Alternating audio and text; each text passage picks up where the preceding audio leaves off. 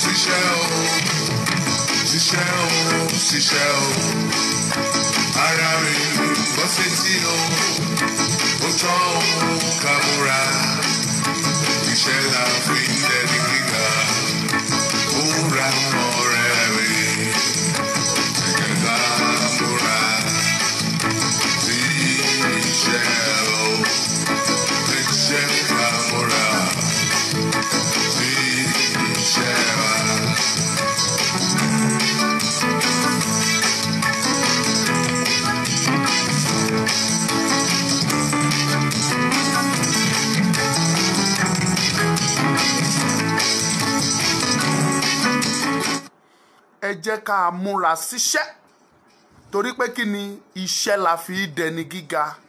Yorùbá ló pé tó kọ́ wa wípé iṣẹ́ ni oògùn ìṣẹ́. Múra sí iṣẹ́ ọ̀rẹ́ mi. Iṣẹ́ la fi ń dẹni gíga. Bí a kò bá rẹ́ni fẹ̀yìntì á tẹpámọ́ṣẹ́ ọwọ́ ẹni. Bí a kò bá rẹ́ni gbẹ́kẹ̀lé á tẹpámọ́ṣẹ́. Apálára ìgùnpá níyè kan.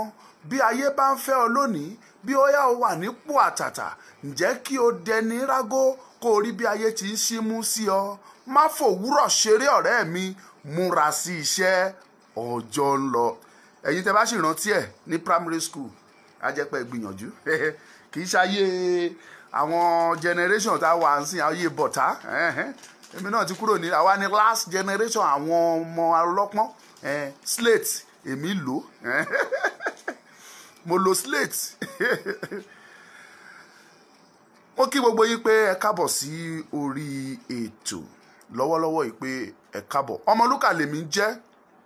Gbogbo ẹ̀yin tẹ́ ti darapọ̀ mọ́ wa, gbogbo yín mo kí Dúpẹ́ Ọlábọ̀dé Ajífọwọ́bajé, Tósìn Adélọ́wọ̀tán, mo kí ọmọge Amẹ́ríkà, okay? Mo kí Hasan Bukola o, ẹ kábọ̀ sórí ètò. Adéníkẹ́ Owólabí Adéwọlé, mo kí yín ẹ kábọ̀. Tony Stephen ẹ kábọ̀. Badmus Abe, mo kí yín o. Hasan Bukola, mo kí gbogbo yín. Mo wá bẹ̀ yín, in tá a tún fẹ́ sọ lẹ́ni tuntun ni. Ẹ mọ̀ pé apèdè má pe tàná là wá. In tá a bá sọ lánàá àní sọ lẹ́ni. tí n bá fẹ́ sọ̀rọ̀ lọ á jẹ́ pé mo bá ọ̀rọ̀ lọ bẹ̀ ni. Wọlá Olúwa, you are welcome. Olúfẹ́mi Ọlágbájú, you are welcome. Tí mo bá sọ̀rọ̀ lọ bí àná, mo kàn sọ̀rọ̀ lọ bẹ̀ ni. Ṣùgbọ́n kì í ṣe ohun tí a fẹ́ sọ̀rọ̀ lé lórí pàtó nìyẹn. So mo kí gbogbo yín pé ẹ káàbọ̀, ẹ bá mi share ẹ̀. Níwọ̀n báyìí tẹ́ ti wọlé báyìí, à ń wo 55 báyìí lẹ́yìn tẹ́ ti join wa. Ẹ bá wa pín, ẹ bẹ̀rẹ̀ watch party kẹ́ padà wá síbí kájọ máa ṣe lọ. Tẹ́ bá ti ṣe tẹ watch party yín tẹ́ ti start ẹ̀, ẹ wá padà wá síbí. Lẹ́yìn yẹn ẹ share ẹ̀ sí gúrùpù kan tàbí méjì, ẹ share ẹ̀ sí WhatsApp group yín kẹ́ wá bẹ̀rẹ̀ níbí, kẹ́ jẹ́ kí àjọ máa bá lọ. Àní pẹ́rẹpẹtẹ nínú ètò lẹ́ni torí pé kí ni àròjọ iṣẹ́ pọ̀ tí a fẹ́ gbéṣe lẹ́ni. àfẹ́ fàyè sílẹ̀ fún ẹjọ́ mọ́ ní rẹpẹtẹ. In tá fẹ́ sọ, in tá rí ni, in tán pè wá fún ni, in tá dẹ̀ tún discover ni pé bó ṣe rí nìyí, òun la fẹ́ torí ẹ̀ tá fẹ́ fi sọ̀rọ̀. So fún ìdí yẹn ńkọ́, ẹ bá mi pín. Mo dẹ̀ fẹ́ kẹ́ padà gbọ́ orin yẹn bá a ṣe ń gbọ́ lọ. Gbogbo ẹ̀yin tẹ́ mọ̀ nípa orin yẹn, Dípọ̀ Ṣódípọ̀ lórúkọ ẹ̀.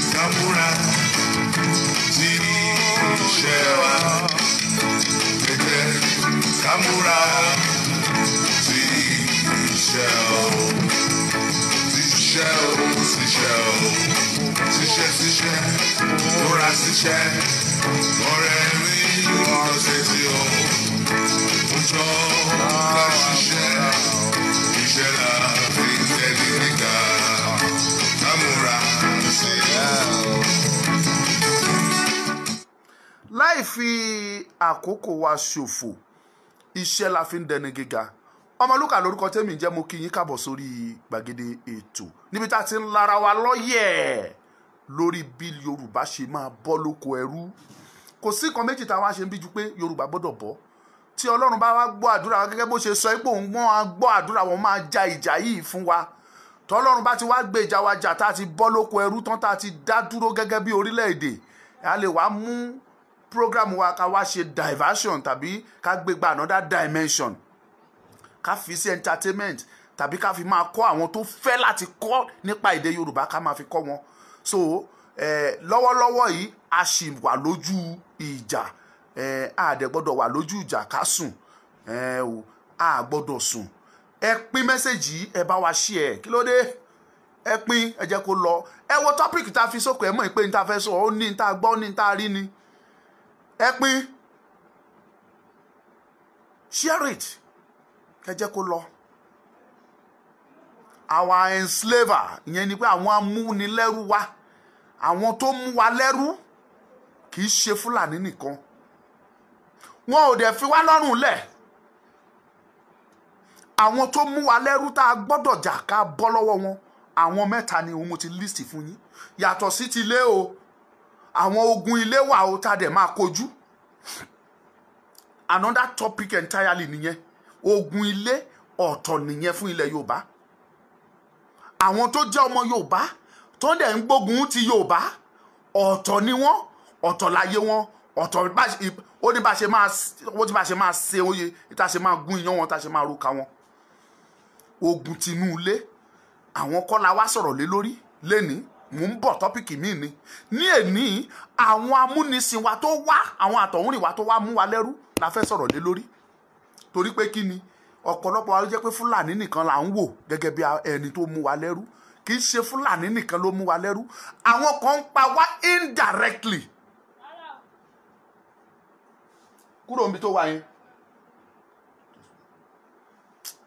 Àwọn kan ń pa wá indirectly tó jẹ́ pé lemọ́lemọ́ náà dẹ̀ ń pa wá, ṣùgbọ́n àwa ò mọ̀ torí pé àwọn fi ọpọlọ wọn fẹ́ ń pa wá. ṣe báwọn Fúlàní ń pa wá lójúkojú ni lẹ ṣe mọ̀ pé àwọn ń pa wá, àwọn kan ń pa wá, kódà wọ́n ń pa wá ju Fúlàní lọ táwa ò dẹ̀ fúnra.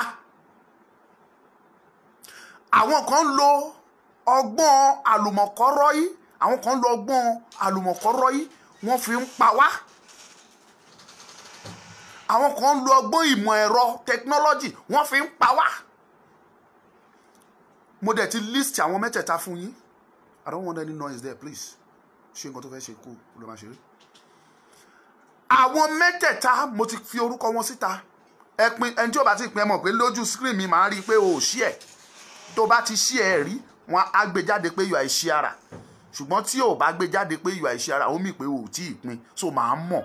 Just share it and let the information go. mo ń sọ kíní kan fún àwa ọmọ Yorùbá yìí pé àwa ni Ọlọ́run kẹ́jù ní gbogbo ilẹ̀ adúláwọ̀. àwa ni Ọlọ́run kẹ́jù ní gbogbo ilẹ̀ adúláwọ̀. ṣùgbọ́n àwa Yorùbá yẹn gangan ló fi dàbẹ́ ni pé iye wa ò sọjí. àwọn mẹ́ta dẹ̀ mú wa lẹ́rú, àwa Yorùbá dẹ̀ wòran títí a dẹ̀ fira wa lẹ̀ fún wọn.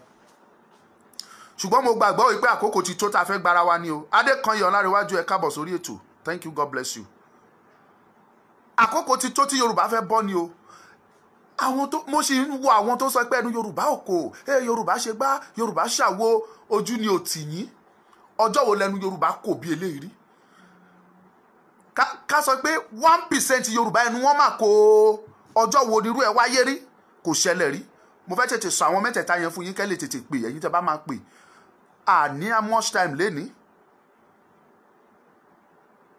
number one ẹ má jẹ́ fèdè lú mi pé number one àwọn tó mú wa lẹ́rú tán dẹ̀ sì mú wa tán ń pa wá di ọ̀la táwa ò dẹ̀ mọ̀ òun ni British. àwọn British ẹ̀yin tẹ́ ń wo fídíò ẹ máa já mi. àwọn náà kọ́kọ́ wá tán mú wa lẹ́rú, àwọn náà rà wá tán tà wá lọ sókè òkun. lẹ́yìn tí wọ́n sọ fún wa pé wọ́n amalgamate wa tán wọ́n tún fi wá ṣẹrú títí nílẹ̀ Yorùbá ló ń sìn wọ́n. ọrọ̀ ajé ilẹ̀ Yorùbá ni wọ́n ń kó tí wọ́n lọ fi ń build orílẹ̀-èdè tiwọn. Share this message. God bless you. láìpẹ́ àwọn kan ti pè wá pé àwọn fẹ́ ká máa fáwọn èèyàn lẹ́bùn. àwọn tó bá ń wo fídíò wa tán dẹ̀ fẹ́ ká fún wọn ní data a máa fún wọn nínú show wa kan. ó lè jáwọn 4 àwọn 5 à fún wọn ní data. so ẹ pín ẹ jẹ́ kó máa lọ. so àwọn British mú wa lẹ́rú, wọ́n fi wá jìyà, wọ́n mú gbogbo agbára, wọ́n gbà lọ́wọ́ àwọn bàbá wa ọba, wọ́n sì agbára lọ́wọ́ wọ́n fi wá ṣe ẹrú, wọ́n sọ wá dẹrú, wọ́n gbá wa lọ́tún, wọ́n gbá wa lósì. At the end of the day alágbá independent kan tó ṣe independent náà ti kó wa lé ọwọ́ àwọn Fúlàní pé ẹ̀yin Fúlàní tí a bá fi àwọn pípù ilẹ̀ kan dá lọ tàbí kán máa ṣe olórí yín wọn ò lè gbúrò yín, gbogbo kan náà fi jù yín lọ o.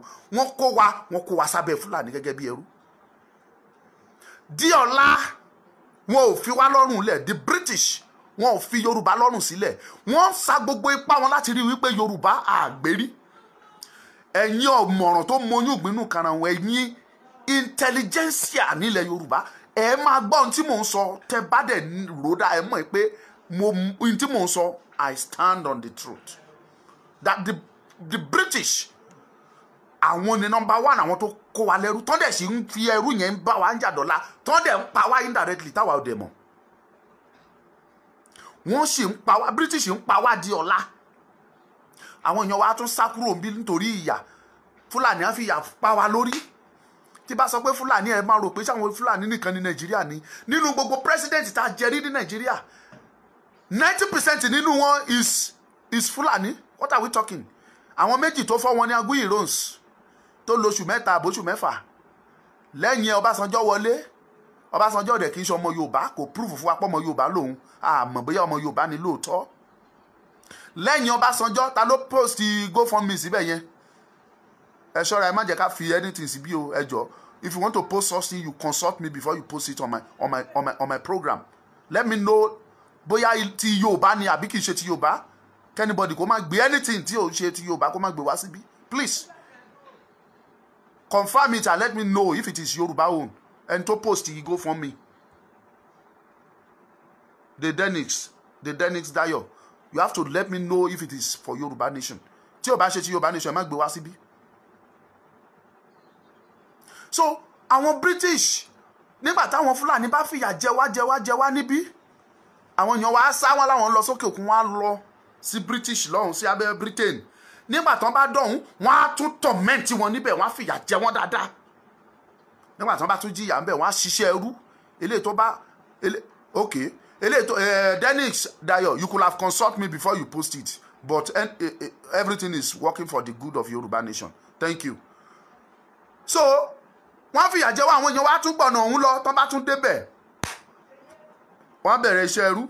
Eléyìí tá fọ toilet, eléyìí tá máa fọ òkú, eléyìí tá máa kó gbé àgbàlagbà, eléyìí tó máa wẹ̀ fún ọmọ kéékèèké, oríṣiríṣi iṣẹ́ ìwọ̀sí, iṣẹ́ ẹ̀gbin wọ́n á tún lọ máa ṣe. Bẹ́ẹ̀ ni mi à kú sí, ìmí à lọ á dé, at the end of the day ikú lá gbẹ̀yìn. That indirectly they are still killing us. Wọ́n pa wá, tẹ́ ẹ̀ bá mọ̀ pé ọ̀tá gidi number one ọ̀tá tí Yorùbá ní, pé àwọn British ni, ẹ̀ tí ìmọ̀ bí tẹ́ ẹ ti ń bọ̀. The number one enemy of Yoruba is the Britain. And I mean it. Àwọn ló sún wa débi tá a dé yìí. Wọ́n rí potentials tó wà lára bàbá Awólọ́wọ̀. Wọ́n rí potentials tó wà lára Ládòkè Akíntọ́lá. Wọ́n rí àwọn agbára, àwọn potential ọpọlọ intelligence tó wà lórí gbogbo àwọn bíi Fúnmiláyọ̀ Kútì, àwọn bíi Fúnṣọ́ Williams and some other people like that. Àwọn Fani Káyọ̀dé ń gbà yẹn, wọ́n rí ọpọlọ tó wà lórí gbogbo pé àwọn eléyìí wọ́n kọjá bẹ́ẹ̀ o. And that is how they enslaved the Yoruba tribe. Yoruba as a nation, wọ́n sọ wá di yẹpẹrẹ torí àwọn bàbá wa tí wọ́n ò fúnra. Wọ́n sọ wá di yẹpẹrẹ. Britain, Diola, they are still killing us. And I'm telling you, dẹ̀ mọ̀, Yoruba ò dẹ̀ fúnra. Àwọn number one enemy wa nìyẹn o. Àwọn yẹn ló gbàgbára lọ́wọ́ àwọn ọba wa. Ó ní báwọn bá ṣe ń ṣe ìlú tẹ́lẹ̀. Tó dẹ̀ jẹ́ pé ọba tó bá fẹ́ ṣìwàhù, nílùú, ó láwọn tó máa kọ́ṣọ́ ẹ̀ nínú àṣà ilẹ̀ Yorùbá. Gbogbo ẹ̀ la ní. A ní àwọn abọ́báṣèlú, àwọn ìwà rẹ̀fà mẹ́fà, àwọn ògbóni. Tó jẹ́ pé ọba tó bá kọjá àyè wọn, àwọn ògbóni lálọ́ba tá sọ fún pé wọn ò ń ṣe nǹkan bí ó ṣe ń ṣe yìí, báyìí ni kò ṣe ṣe. Eléyìí tó bá yẹ kán dá sẹ̀ríà fún wa dá fún, èyí tó bá yẹ kán ní kó lọ sígbá á lọ sígbá, àti bẹ́ẹ̀ bẹ́ẹ̀ lọ. Ṣùgbọ́n wọ́n mú gbogbo nǹkan wa, wọ́n gbà á. Màmá wa late Mrs. Sophie Olúwọlé ó pòwe kan, ó ní àwa tá a jẹ́ ẹrú ọba tá a wá ń kígbe pé a jẹ́ ará ilé ọba. Ó ní ọkọ lọ sóko ó kọjú sílé, ọkọ ń lọ sílé ó kọjú sóko. Ta ni ó ṣàìmọ̀ pé lódìlódì ní í ṣe tọkọ. Ó dífá fún aṣẹrúbọba tán tó lóun ará ilé ọba. Ẹ̀gbọ́n èèyàn wá enslave wa, ẹ̀ẹ́dẹ̀ rí wọn pé ọ̀tá ni wọ́n jẹ́ sí wa. Àwọn náà gba ẹ̀sìn lọ́wọ́ wa, ẹ̀sìn wa. Àbí Yorùbá ò lẹ́sìn kó tó di pé wọ́n gbé Kristẹni dé. Ẹ má ṣì mí gbọ́ mi sọ pé Kristẹni ò dáa o. Ó lẹ́sìn tí Yorùbá sìn kán tó gbé Kristẹni dé. Wọ́n gbà lọ́wọ́ àwọn ní kò dáa, wọ́n lẹ́sìn wa ò dáa. Wọ́n gbé tiwọn wá. Àwọn náà gba èdè lọ́wọ́ wa. Yorùbá ní èdè Yorùbá ni mò ń sọ yìí. Wọ́n gba èdè yẹn lọ́wọ́ wa, wọ́n ní èdè wa, wọ́n ní kò dáa. Wọ́n gbèdé tí wọ́n fún wa, wọ́n ní ká máa sọ. Wọ́n gba àṣà lọ́wọ́ wa, wọ́n láṣà wa ò dáa. Wọ́n ní western àṣà ní ká máa ṣe. Look at us today nílẹ̀ Yorùbá. Gradually là ń kú. Tí British tí wọ́n pinlẹ̀ lélẹ̀ tán gbìn sílẹ̀ fún wa tó dẹ̀ ń pa ìran Yorùbá di ọ̀la. Ẹ pin ẹ ṣí ẹ program yẹn jẹ́ kó lọ. Àwọn mẹ́ta ló mú wa lẹ́rú, tá dẹ̀ gbọ́dọ̀ get rid wọn. We must fight them and overcome them. Because ìlú tá a tẹ̀dó sórí òkè kò yẹ kó farasin òun nílẹ̀ Yorùbá. Ìlú tá a tẹ̀dó sórí òkè ni kò gbọ́dọ̀ farasin láíláí. Nígbà tí wọ́n ń lọ, tí British pariwo fún wa pé àwọn ti lọ, àwọn fún wa lómìnira o, tí wọn ò dẹ̀ fún wa, táwa dẹ̀ mọ̀ pé wọn fún wa lómìnira. Wọ́n fi wá lé ọwọ́ Fúlàní pé kán máa fi wá pa itú tó wù wọ́n. Bẹ̀rẹ̀ látorí Gowon tó fi kúrò lórí gowon tó wọ Muritala Muhammed. Lẹ́yìn Muritala Muhammed ó kọjá sórí Shagari. Lẹ́yìn Shagari ó kọjá sórí Buhari. Lẹ́yìn Buhari Babangida gbà, lẹ́yìn Babangida Abacha gbà, lẹ́yìn Abacha Abdulsalam gbà, lẹ́yìn Abdulsalam Yaradua gbà, lẹ́yìn Yaradua ó padà sórí Buhari. Gbogbo àwọn mẹ́sẹ̀sán yìí nínú presidency bíi 14 àbí 15 30 ní Nàìjíríà, they are all Fulanis. Ẹ wá wo ibi tí Yorùbá wà lẹ́ni, ibi tí Yorùbá báyé wa dé. Àwọn British ń pa wá indirectly. Fulani wọ́n pa wá directly. Wọ́n pa kékeré, wọ́n pa gígùn, wọ́n pa gíga, wọ́n pa kúkúrú, bóbìnrin, bọ́kùnrin nílẹ̀ Yorùbá. Ṣùgbọ́n ìyẹn ló wá dàbẹ́ ni pé ojú Yorùbá wá ṣe làsí lẹ́nu ọjọ́ mélòó kan, ojú wọn ṣe làsí ni o. Ojú wọn ò làsí tẹ́lẹ̀, wọn ò mọ̀ pé Fulani pé they have mission and vision over Yorùbá land. Ẹ mọ̀, àwọn British ti jẹ́ kó yé wọn pé in tó jẹ́ Nàìjíríà pé Yorùbá ni o. Gbogbo nǹkan ni wọ́n ní jù yìí o. Ẹ má fi wọ́n lọ́rùn lẹ́ o. Hold tight to the mantle of leadership of Nigeria. Don't ever let it get down to the south. Tẹ́ ẹ bá mọ̀ in tí àwọn British sọ fún àwọn Fulani nìyẹn. That is what they told the then Sadaunan of Sokoto. The Sadaunan of Sokoto, Said Abubakar or whatever. In tí wọ́n sọ fún gbà yẹn nìyẹn. You must hold on to the mantle of leadership ọ̀rọ̀ Nàìjíríà. Anybody that will rule in this country, tí ò bá ti àṣẹ ò bá ti wá láti Sokoto, ẹni yẹn ò lè ṣe president, ó kàn tọ́ra ẹ̀jẹ̀ ni. Bó ló ti fẹ́ ṣe president. And that is the fact. Nigerians, Yorubas, táwa ò mọ̀. Àwọn Fúlàní yẹn, àwọn ló mú wa tán wá tà wá pátápátá fún àwọn China. Now, Fúlàní ń pa wá physically, British ń pa wá indirectly. Àwọn China wọ́n wá fi technology wọ́n fẹ́ fi pa wá tán. Please share this message. Mohammed Sharif Olabisi, there's no problem. After the program, we can call. I will paste the number there now. I will pin it any moment. China, ọmọ Yorùbá, ẹ dìde China. Àrà tí China, àwọn Chinese, àrà tí wọ́n ń dá ní ilẹ̀ Yorùbá lọ́wọ́lọ́wọ́ yìí. Ẹ fúnra Yorùbá ní pánsá ò fúnra, pánsá jáná, agbọ́n ò fúnra, kò lóyin, ọ̀bọ ò fúnra, kò dènìyàn. Yorùbá àfúnra. Torí pé kí ni gbogbo àwọn ọ̀tá ilé Yorùbá wọ́n ti fi ó dàbí ìgbà téèyàn dín dòdò tí dòdò yẹn wá ń ta sánsán wá fọwọ́ kan epo tó fi dín dòdò yẹn wá fi ra ọmọdé lẹ́nu. Inú ọmọ yẹn náà wá dùn wá ńlá. Inú ẹ̀ dùn ó ńlá, kò mọ̀ pé epo lásán lòun tọ́lá. Dòdò gangan wọn ò fún òun jẹ. Òun lọ̀rọ̀ àwọn politician wa nílẹ̀ Yorùbá. Dòdò tí wọ́n dín yẹn ó rí jẹ ń bẹ̀. Epo tán fi dín òun tán fi ra ẹ lẹ́nu òun lòun ńlá. Ìwọ governor, ìwọ senator, ìwọ reps, ìwọ ambassador, ìwọ minister nílẹ̀ Yorùbá. If you don't know, go and ẹ lọ mọ̀. Àánú yín ló ń ṣe mí. Ọ̀rọ̀ yín dàbí ọ̀rọ̀ Ọláìtàn ni tó jẹran jọ̀bọ̀jọ̀bọ̀ nù ni. Ọláìtàn tó ju ẹran jọ̀bọ̀jọ̀bọ̀ nù. Ẹ mọ̀ wípé ọ̀rọ̀ tó ń pè ní tí Nàìjíríà fi ń ṣe nǹkan yìí ọwọ́ ìkáwọ́ yìí ló wà. Àwa dẹ̀ ń sọ fún yín pé kí ẹ jẹ́ kí yé yín sí. Ẹ̀yin dẹ̀ kọ̀ ẹlẹ́ẹ̀fẹ́ kí yé yín sí. Wọ́n ti wá mú ẹ̀yin sí, wọ́n ti rà yín. True yín, àwọn Fúlàní tún tà wá, wọ́n tà wá fún China. Tí ẹ bá mọ àrà tí àwọn China ń dá nílẹ̀ Yorùbá lẹ́ni, ẹ mọ̀ pé tá bá lọ kọlu ẹni China tá bá rí nílẹ̀ Yorùbá kò séwọ̀ ń bẹ̀.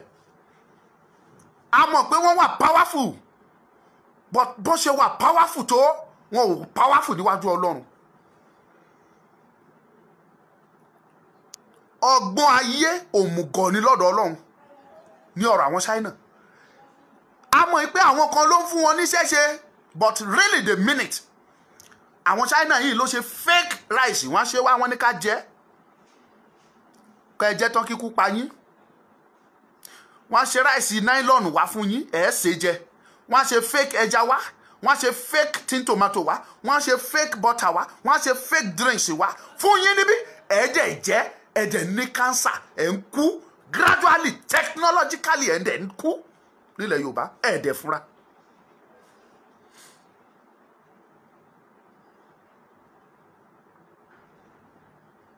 Ẹ̀ẹ́dẹ̀ fúnra Yorùbá. Wọ́n á kó gbogbo fake kíní wọ́n á kó wá fún yín. Wọ́n á ṣe fake drugs wọ́n á kó wá fún yín. Tẹ́ bá rí paracetamol Nàìjíríà tí wọ́n ń ṣe tí wọ́n ń kó wá fún wa ní Nàìjíríà, ẹ̀yin tẹ́ ń wò mí lókè òkun, tẹ́ bá rí paracetamol tí wọ́n ń kó fún wa ní Nàìjíríà, tẹ́ bá mú dání bí eléyìí, ẹ máa sun ẹkún fún Nàìjíríà ni pé kí rèé ordinary paracetamol. Ẹ lò, ẹ fẹ́ lò kó rí má fọ yín mọ́ ni o. Tẹ́ bá lò tán, additional 2, 3, 4 problem àtún àdìmọ́ tó kó jẹ yẹn orí tó fọ́ ẹ. That is China for you ní ilẹ̀ Yorùbá yìí. And that is why tó fi jẹ́ pé ẹ lè kúrò Nàìjíríà kẹ́ ẹ fi paracetamol Nàìjíríà sápò travel out of the country. Níbo kílẹ̀ country yẹn ò lè ever permit yín láíláí ẹ̀yin tẹ́ ti travel out. Ẹ sọ fún mi bóyá mo parọ́. Tẹ́ bá dé airport bóyá wọ́n gbà kẹ́ ẹ mú paracetamol sápò travel out. Ẹ lè mú lọ because the quality ó wẹ́ gidi sí nǹkan tí wọ́n fẹ́ lórílẹ̀-èdè yẹn, wọn ò lè jẹ́ kẹ́ ẹ mú débẹ̀ láíláí. They will kill you. Chinese is killing us. And Yorùbá àdẹ̀ fúnra. British ń pa wá pẹ̀lú ọgbọ́n. Fúlàní ń pa wá pẹ̀lú ìmọ̀. China wọ́n ń pa wá pẹ̀lú òye. Yorùbá ò dẹ̀ mọ̀ àdẹ̀ fúnra. Now àwọn Chinese tá à ń sọ yìí, gbogbo nǹkan ọrọ̀ ajé wa nílẹ̀ Yorùbá gbogbo ẹ̀ náà ti sọ̀rọ̀ ǹdì tán wà lọ́wọ́lọ́wọ́. Wọ́n wá góòlù wa lọ́wọ́. Go to Ìbàràpá tó ń sọ yìí tí Ìgbòho lọ. Ní ibẹ̀ wọ́n wá góòdù, wọ́n wá kùsà ń bẹ̀ tán wá góòdù wa. Ní Iléṣà àwọn Chinese wà ń bẹ̀ tí wọ́n wá góòdù wa. Ibi tó worst sí, wọn ò gba ọmọ ibi yìí kó bá wọn ṣiṣẹ́. Wọn ò gba ọmọ Yorùbá kó bá wọn ṣiṣẹ́.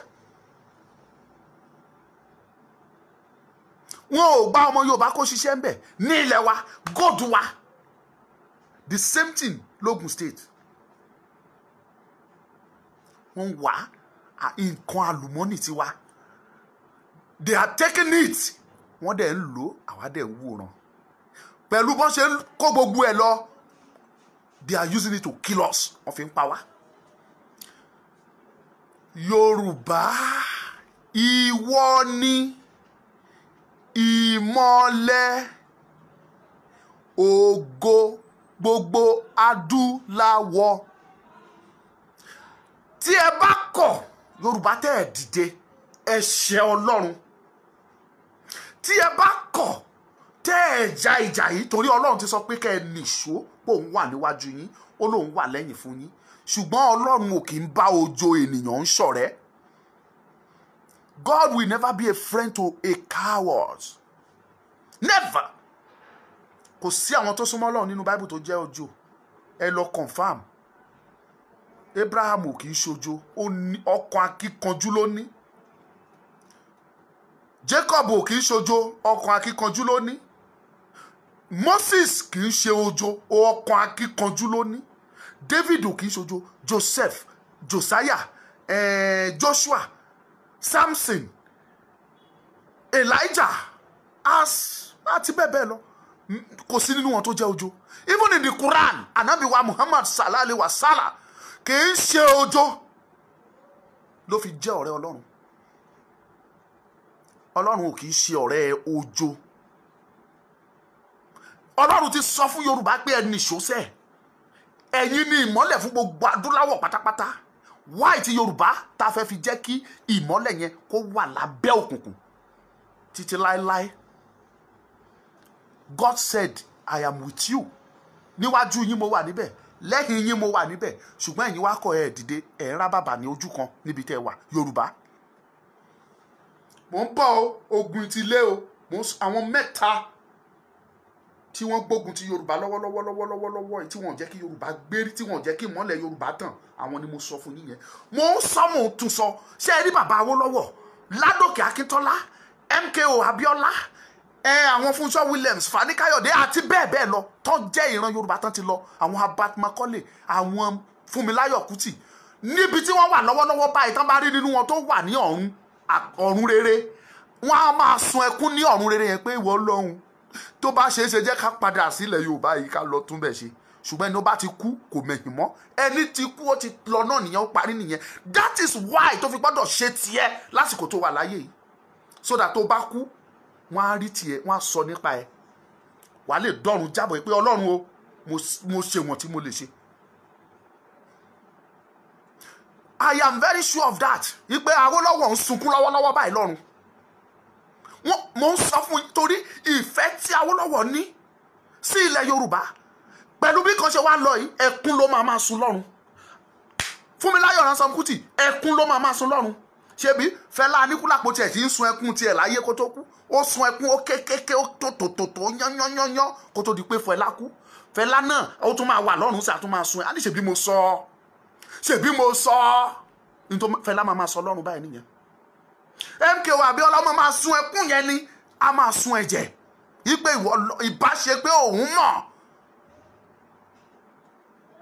Ọlọ́mọdé jẹ́ ká bá mọ̀ gbẹ̀yìn wa, òun la ṣe sọ fún ẹ̀yin tẹ̀ ṣì wà láyé ń sìn. Mo ń sọ, mo ń tún sọ, gbogbo wọn ló ń sun ẹkún kíkorò lọ́rùn sí pé ìbáṣe pé àwọn mọ̀ ni pé àwọn ìbá ti ja ìjàkadì kí Yorùbá jáde.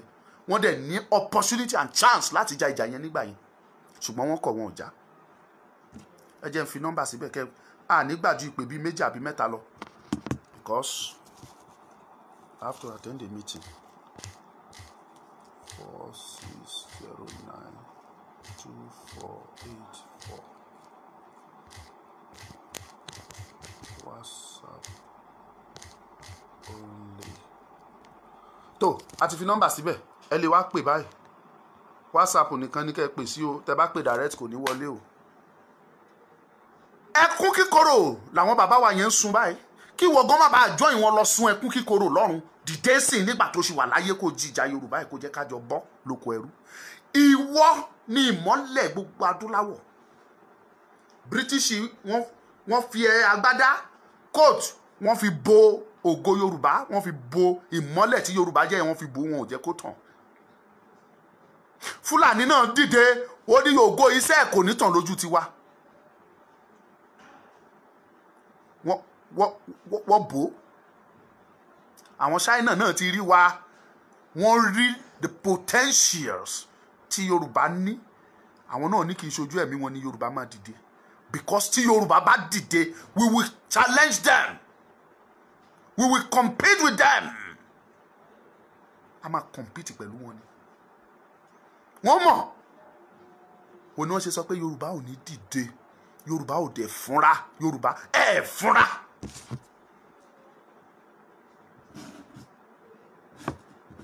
Wọ́n bọ̀ kí n ṣojú òpó lẹ̀ fún yín kẹ́ pè. Yorùbá kọ̀ ẹ̀ fúnra.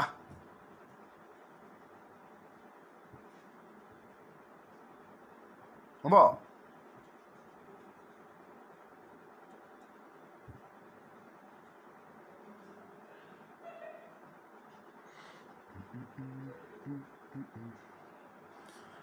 Ẹ bá wa pín mẹ́sẹ̀jì náà, ẹ jẹ́ kó lọ. Nọ́mbà tí wa bẹ́ẹ̀ lè pè, WhatsApp nìkan ní kẹ́ pè sí, mò ń bọ̀.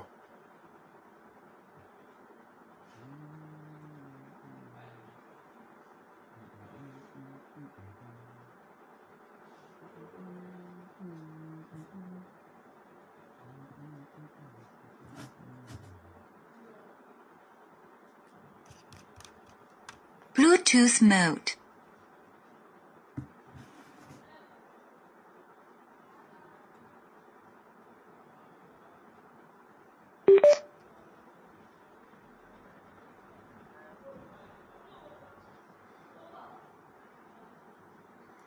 A ti ṣojú òpó yẹn lẹ̀, ẹ pè wá wọlé kẹ́ dá sọ̀rọ̀ yìí. Àwọn mẹ́ta la gbọ́dọ̀ fi ọ̀rọ̀ wọn. Ẹ̀yin youth tá à ń bá sọ̀rọ̀ tẹ́ bá dìde, a máa lé China kúrò nílẹ̀ wa sẹ́ kan yóò wá gold wa mọ́. À lé wọn. alẹ́ Fúlàní lọ a dẹ̀ máa send signal sáwọn British. Yes, ẹ pè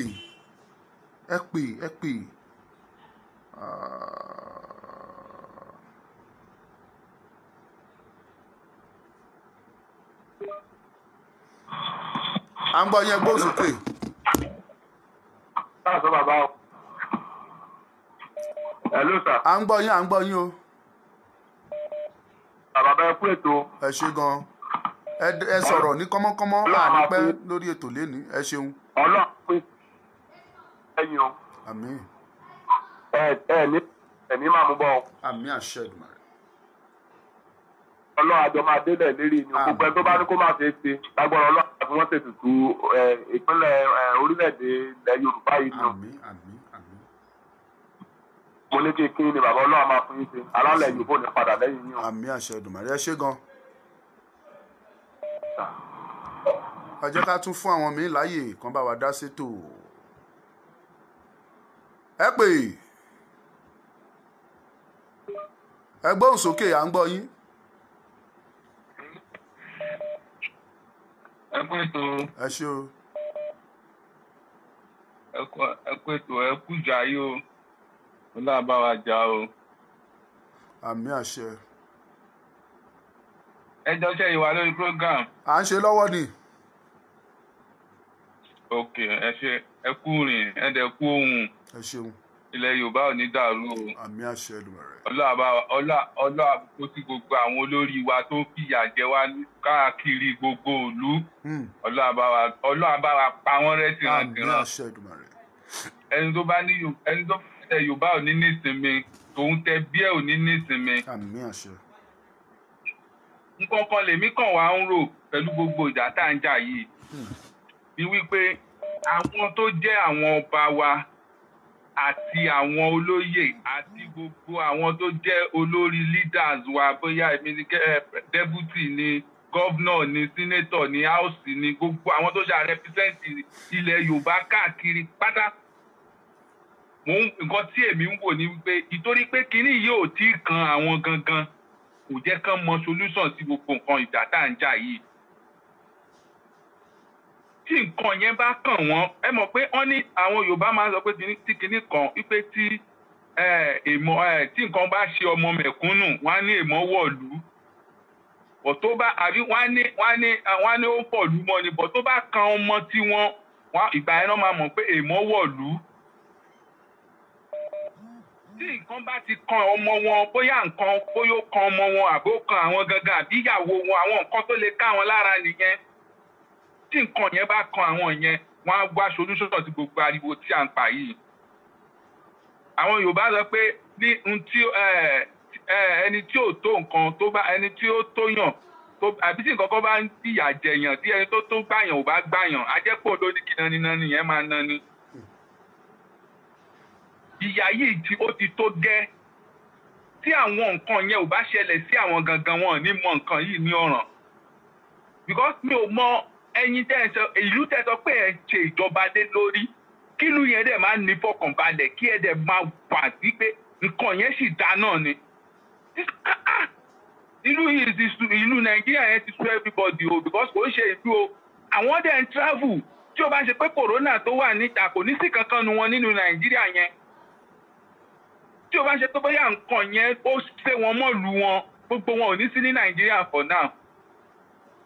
So ẹ wá wo bí gbogbo wọn ṣe ń wá káàkiri ìlú òyìnbó ṣé bí nǹkan ṣe rí níbẹ̀ làwọn ṣe nǹkan yẹn ṣe wà nílùú tiwa tí ó dẹ̀ ṣe pé bóyá kò sí owó. Amẹ́ríkà tí ẹ bá wà ní Amẹ́ríkà táwa wà yìí tí ẹ bá sọ fún wọn pé ọmọ Nàìjíríà ni wọ́n á ní àwọn olórí yín ní pọ́blẹ́mù yín pé because owó wà kò sí ìlú tó wà ní àgbáyé tí ó mọ̀ pé owó wà ní Nàìjíríà. ẹ bá wa ṣe ní ṣókí àwọn èèyàn tún pè. ok nǹkan tí mo ní láti sọ yẹn pé tí nǹkan yẹn bá ti kan àwọn olórí wa yẹn wọ́n á mọ nǹkan tó máa ṣe sí. then ọ̀rọ̀ lórí kùsà tẹ́ ń sọ yẹn náà ọmọ ìlú gangan kí ló dé tí wọn ò ṣe lè kọ́ protest náà lórí nǹkan tó ń ṣẹlẹ̀ lórí ìtẹ́ wọn. àwọn nǹkan tẹ́ ń sọ yìí ó ń ṣẹlẹ̀ throughout the world gọ́ọ̀mẹ̀ntì ló máa ń take over nǹkan kò ṣe pé bóyá ẹ máa lọ bí outsider wá láti wá ṣe nǹkan yẹn. tí mo ní kí n sọ nìyẹn. Ọlọ́run fún wa ṣe. àmín ẹ ṣeun. Ilẹ̀ Nàìjíríà ò ní bàjẹ́ àbí ilẹ̀ Nàìjíríà bó wù kó bàjẹ́ ilẹ̀ Yorùbá ò ní bàrù kò ní dàrú. Ọlọ́run bá wa tù Ọlọ́run gbà ẹ̀tọ́ wa fún wa lọ́wọ́ àwọn aninilára tó ní wá lára. ẹ ṣe. Ó dàbọ̀. ẹ pè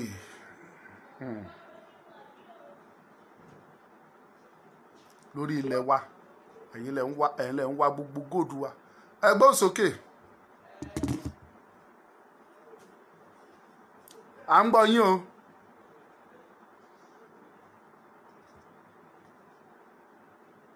ẹ ti mute ara yín lọ́hùn ẹ gbóhùn sókè à ń gbọ́ yín ẹ on mute kẹ́ sọ̀rọ̀.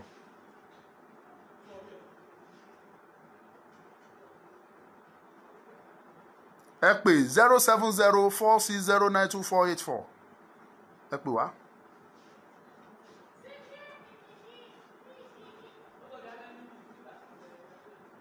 ẹ pè wá.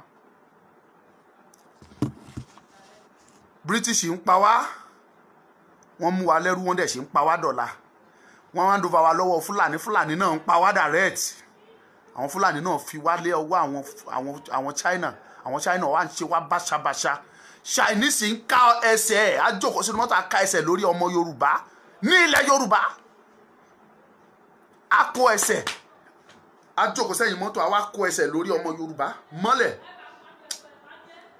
Yorùbá tẹ́ ẹ̀ bá dìde ó dọ̀hún ní ìmọ̀ ọjọ́ ẹ̀ ta tó tún fẹ́ dìde ẹ pé ká gba ìpè bí méjì sí káràndọ̀ program wa ní àkàn gbàtí information yẹn jáde a ní ká sọ ni ẹnìkan kọ jáde ó ní enough of talk.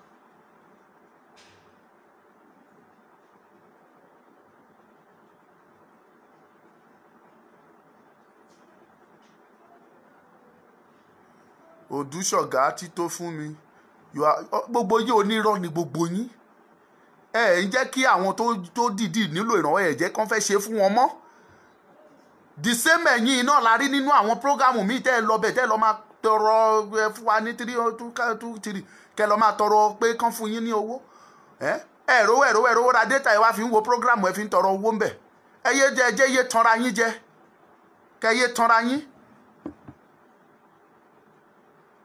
mi ò blame yín náà o. That is the level of poverty we are facing in this country. Wọ́n lè jẹ́ yóò kó ló wá sọ pé fẹ́ jórí online ló ti fẹ́ máa tọrọ owó ni. Ẹ pè wá kí ló ń ṣẹlẹ̀ ṣé kọ́ọ̀tì yẹn àwọn èèyàn wọ́n kọlura ni o wọ́n jẹ́ kó kọlura ni o jẹ́ kán fi rí kíní yẹn gbé o. So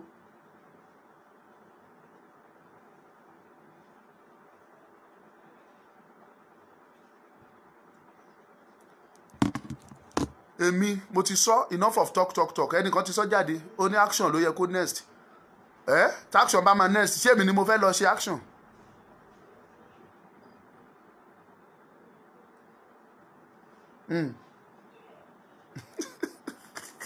mo yin Olúwa lógo Àdùnní Adé that is it everywhere irọ́ náà máa pa kiri àrò jẹun Ọlọ́run kò yín yọ o. So láti lè round up gbogbo ohun tá à ń ṣe à ń pìkẹ́ ẹ̀ pé ní kò wọlé ẹ má pè sí direct kò ní wọlé call us on WhatsApp alone ẹ pè sí WhatsApp òun ni mo mú dání àgbé WhatsApp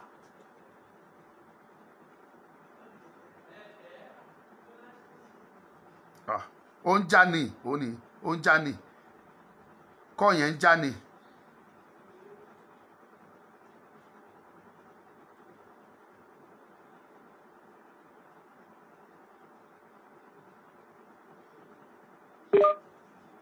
ẹ gbóhùn sókè.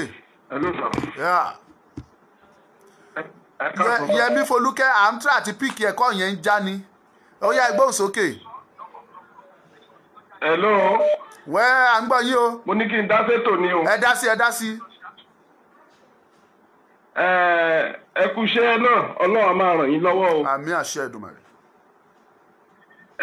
Nípa ti ọ̀rọ̀ tí bàbá yìí sọ tó wọ́n ṣe ń sọ̀rọ̀ lẹ́ẹ̀kan yẹn tán dárúkọ àwọn tán ti ṣèjọba rí tán ti ṣe yẹn ẹ worú méjì tán wá lọ ṣe ní Oǹdó lọ́jọ́ sí yẹn tán rẹ́rìn-ín tán ṣe sọ̀rọ̀ Yorùbá gba gbogbo ilé tán ṣe yẹn ṣé ẹ gbọ́ mi sà. à ń gbọ́ yín.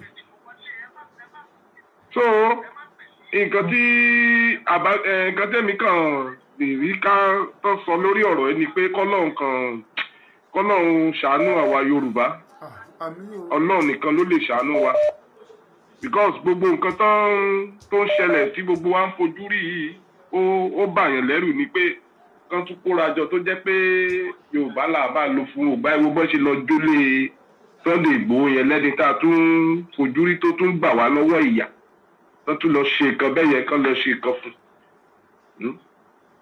so mo ní kí n ṣàlàyé Ọlọ́run nìkan ló lè yọ àwa Yorùbá o Ọlọ́run á ràn wá lọ́wọ́.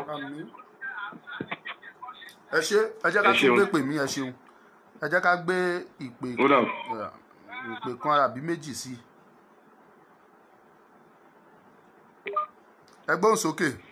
hello ẹ jọ̀ọ́ ṣẹ́rí mo text message kan sí ilẹ̀ kan ṣẹ́rí gbogbo àwọn tó ń tọrọ owó lórí WhatsApp yẹn lórí program olè ni wọ́n kàn náà tẹ̀ra àmọ́ sí ọwọ́ wọn.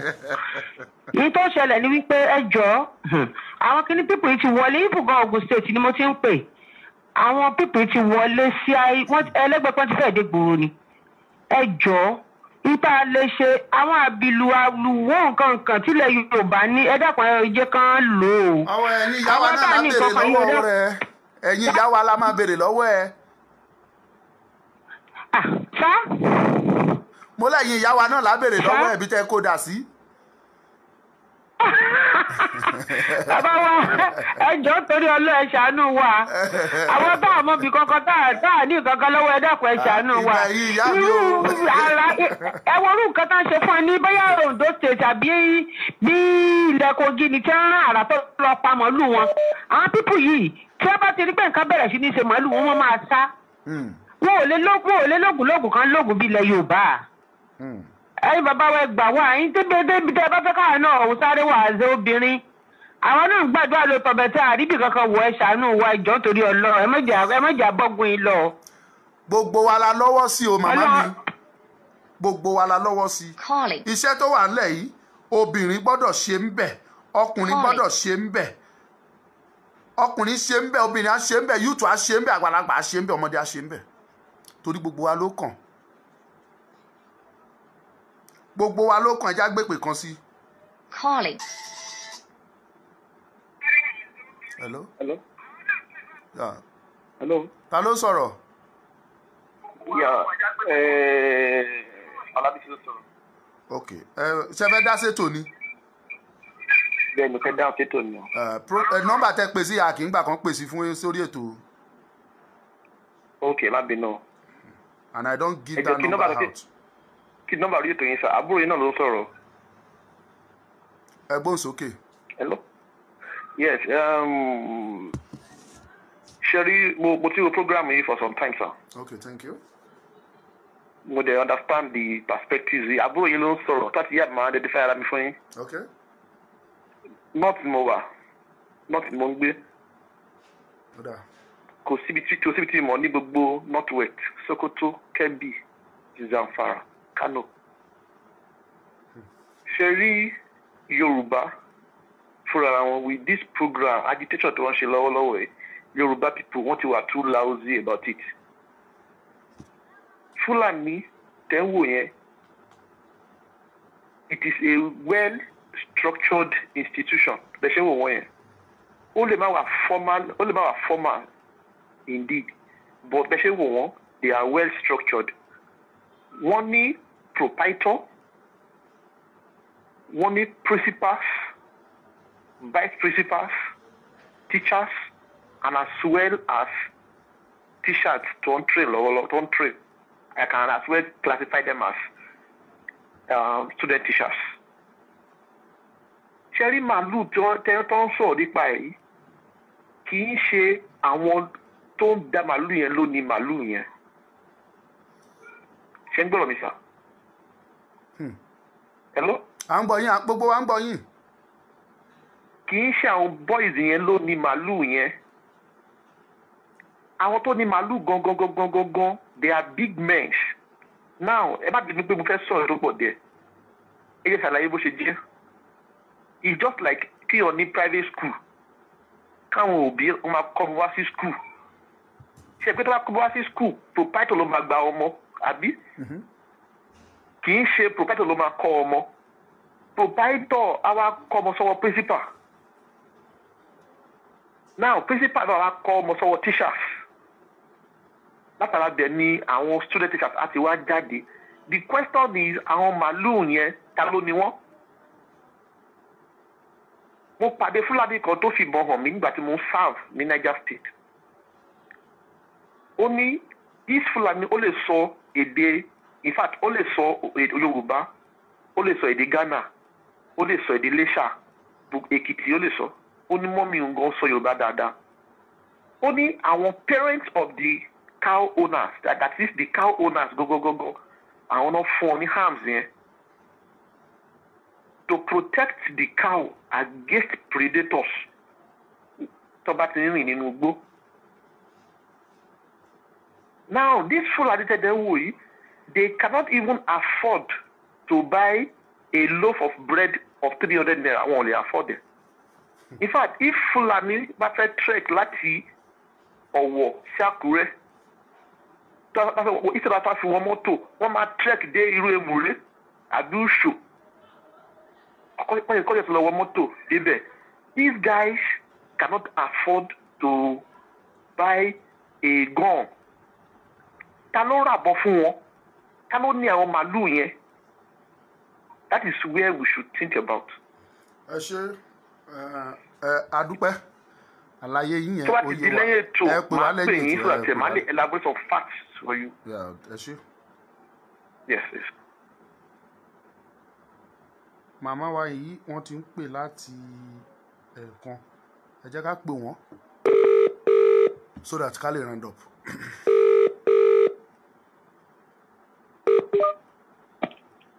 Ẹ gbóhùn sókè mà. Ẹ kú ètò. Ẹ ṣeun mà. Ẹ mọ̀ nǹkan contributor tó mi fẹ́ ṣe ní orí ọ̀rọ̀ àwọn òyìnbó yẹn mi fẹ́ sọ ní kí wọ́n ti kúrò àwọn òyìnbó tá à ń bá wọn gbé. Ṣé ẹ rí àwọn òyìnbó yẹn gbogbo nǹkan tẹ̀ sọ yẹn òdodo ọ̀rọ̀ ni. Wọ́n ti pé wa ní ẹrú. Anywhere tẹ bá ti lè ṣiṣẹ́ báyìí tó bá rí wípé o ta sókè náà máa ní àhà pé ẹ wà very hard working ẹ wà very hard working. Wọ́n ti kó wa ní ẹrú lótìtọ́ àti òdodo.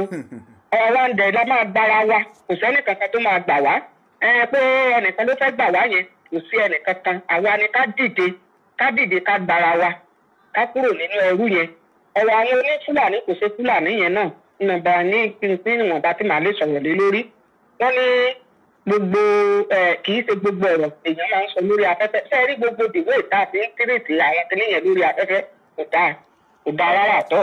Wọ́n ní orúkọ téèyàn bá fẹ́ sọmọ ẹ̀ wọ́n ní ló máa gbé. A ti sọ kẹ́nìbọ̀dé nǹkan tó bá ti jẹ́ ìsìnkàn secret ẹ̀ máa sọ. Ọgbọ́n mélòó ló wà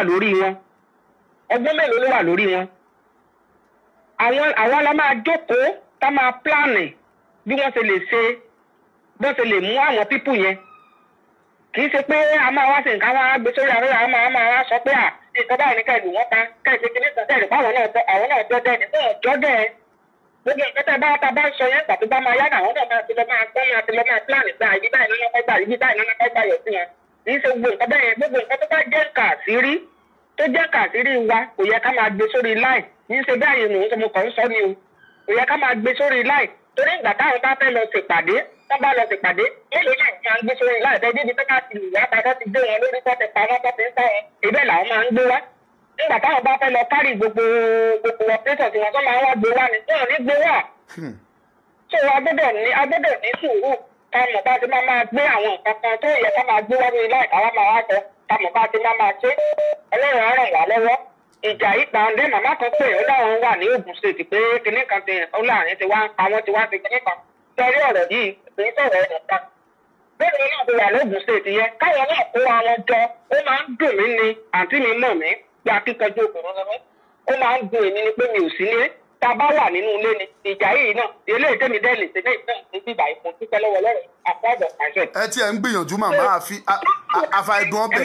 Tẹ́lẹ̀ obìnrin kí wọ́n dìde ó má dúró pé ẹnìkan ló máa wá gbé wọn níjà. Ìjà tó wà lẹ́yìn kì í ṣe ìjà bàbá Ìgbòho, kì í ṣe ìjà ẹnìkankan, ìjà gbogbo wa ní.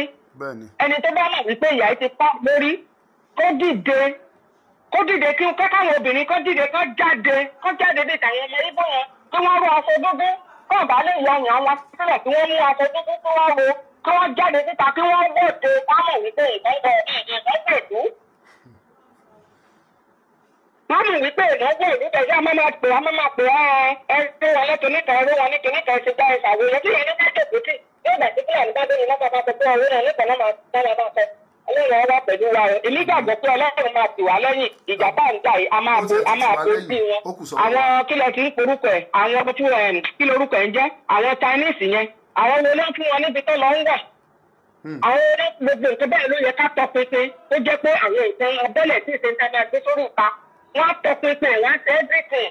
Findings yẹn wọ́n ṣe é wọ́n rí wípé àwọn rí àyíká dáadáa tí wọ́n tó wá dúró pẹ̀lú wọn.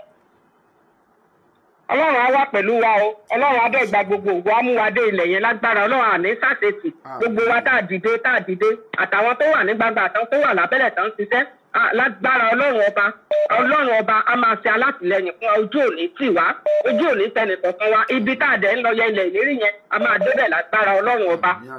Ẹ ṣeun màmá mi ẹ jẹ́ ká wò bóyá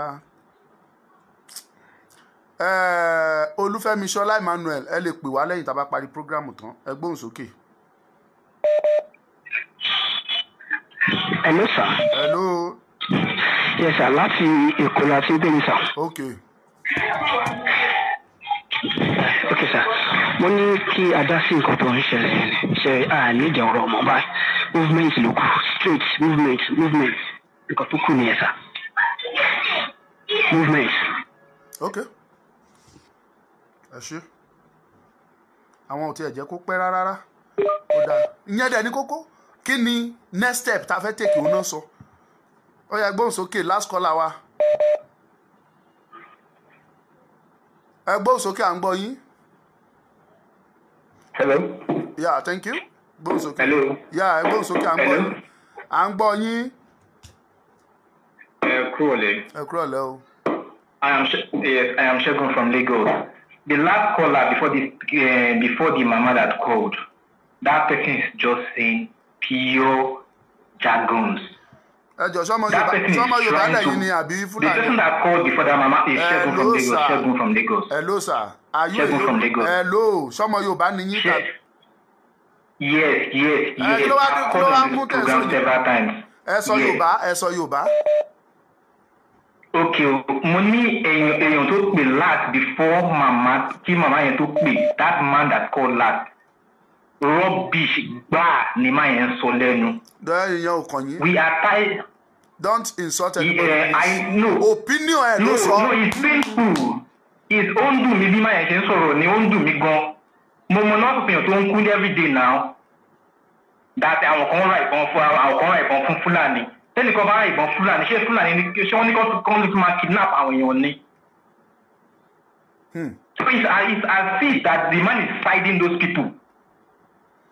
Alice Ọlálékan mo ti gbọ́ àmọ̀ràn yín o.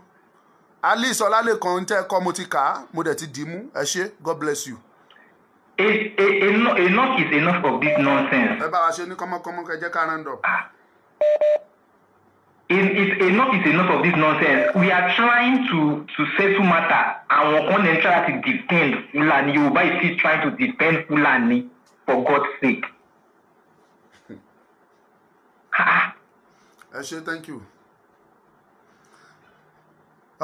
A nílé gbé pè mí mọ́ because àkókò ti lọ. N tí à ń gbìyànjú láti bára wa sọ òun ni wípé kì í ṣe Fúlàní nìkan lọ̀tá wa lọ́wọ́lọ́wọ́ yìí o. Àwọn ọ̀tá wa wọ́n pọ̀. Àwọn ni British, Fúlàní àti China. Àwọn ni ọ̀tá mẹ́ta pàtàkì tá a ní lọ́wọ́lọ́wọ́ yìí. Wọ́n dẹ̀ pinnu láti finish Yorùbá. Wọ́n ò fẹ́ kí ìmọ́lẹ̀ wa tàn. Ó kù sọ́wọ́ ẹ màmá. Ó kù sọ́wọ́ ẹ bàbá. Ó kù sọ́wọ́ ẹ bọ̀dá youth bíi tèmi. Ó kù sọ́wọ́ gbogbo wa pátápátá. Ká dìde ká jẹ́ kán mọ̀ pé Yorùbá ìmọ́lẹ̀ ní Ọlọ́run pè wá fún gbogbo adúláwọ̀ pátápátá. That is why tẹ́ṣe Áfíríkà bó ṣe rí lè ní pé kò sí development kankan. Who brought development to Africa as a continent? It is the Yoruba people. Ẹ lọ ka ìtàn ẹ mọ ohun tí mò ń sọ bóyá mo parọ́. Yorùbá ló mú díntàn pè ní ọ̀làjú. Yorùbá ló mú ọ̀làjú wọ ilẹ̀ Áfíríkà. Because academically àwa ni number 1. Social amenities àwa ni number 1. Àwa la kọ́kọ́ ṣe free education ní gbogbo Áfíríkà. Àwa la kọ́kọ́ ṣe university ní gbogbo Áfíríkà, second one. Àwa la kọ́kọ́ ṣe radio station ní gbogbo Áfíríkà. Àwa la kọ́kọ́ ṣe TV. Àwa la kọ́kọ́ ṣe free education, free health. Àwa la mú ọ̀làjú wọ ilẹ̀ Áfíríkà. So therefore, gbogbo àwa adúláwọ̀ pátápátá Yorùbá òun ni ìmọ́lẹ̀ wọn. Wọn ò wá fẹ́ jẹ́ kí ìmọ́lẹ̀ yẹn kó tàn báyìí. Ó kù sọ́wọ́ ẹ, ó kù sọ́wọ́ mi. Èmi á ṣe léyìí tí n bá lè ṣe. Màá sa ipá tèmi. Ó kù kí ìwọ náà sa ipá tiẹ̀. Ẹ máa gbọ́ déètì kan láìpẹ́.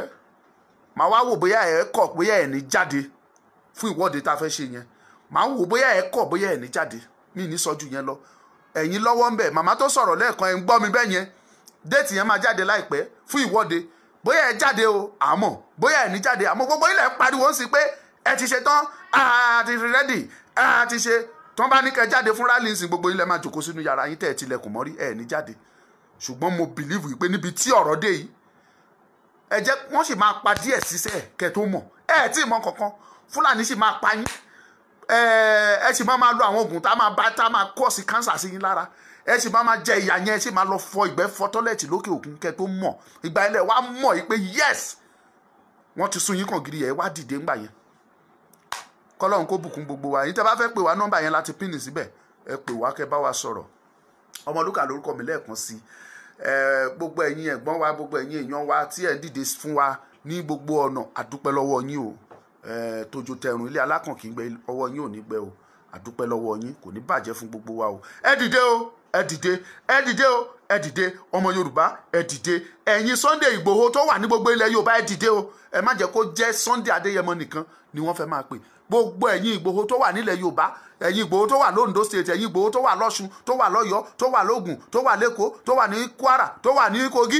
ẹ dìde o àsìkò ti tó tá gbọ́dọ̀ dìde a gbọ́dọ̀ jàìjàì kí ìmọ́lẹ̀ tí Ọlọ́run pè wá ní òtítọ́ àti òdodo kó ba lè tàn fún ayé rí ni paríparí gbogbo ẹ bá wa share message yìí o ẹ bá wa pín ẹ̀yin tẹ́ ti share mo morúkọ yín o mi kàn fẹ́ dárúkọ ni bá máa dárúkọ yín síta bẹ́ẹ̀ ṣe share yẹn torí tẹ́ bá share ọ máa kọ síta pé share pẹ́ ti pín ṣùgbọ́n kò gbé orúkọ ọ̀pọ̀lọpọ̀ nínú yín bí ni ò share ẹ bá wa pín kẹjẹ kó lọ God will bless you kò ní bàjẹ́ fún wa Ọmọlúkà ni mò ń jẹ́ lẹ́ẹ̀kan sí tẹ́ bá fẹ́ contact wa ẹ wo nọ́mbà tó wà nísàlẹ̀ yẹn kẹ́ bá wa sọ̀rọ̀ ẹ lè pè ẹ lè send message tẹ́ bá pè mí tí mi ò gbé ẹ send message torí pé kí ni mi ò ní gbọ́ call méjì lẹ́ẹ̀kan ṣoṣo tẹ́ bá pè mí ní WhatsApp tẹ́ pé ẹlòmíì pé direct akọ ti WhatsApp yẹn so tẹ́ bá dẹ̀ ń pè direct lọ́wọ́ mi ò ní lè receive ní WhatsApp so mi ò ní lè gbé méjì papọ̀ ẹ̀bẹ̀ lábẹ́ yín ẹ jọ̀ọ́ tẹ́ bá wá pè tẹ́ rí pé busy tàbí tí mi ò gbé ẹ rọra send message pé èmi báyìí ni o mo fẹ́ bá yín sọ̀rọ̀ I will call you tí bá tún ti free